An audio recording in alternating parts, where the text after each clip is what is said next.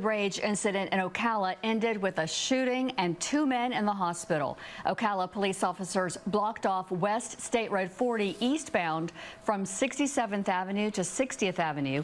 Officers say one of the men was hit in the head and the other was shot.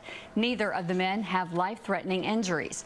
Officers closed the roadway for about an hour while investigating the crime scene. The road is now back open.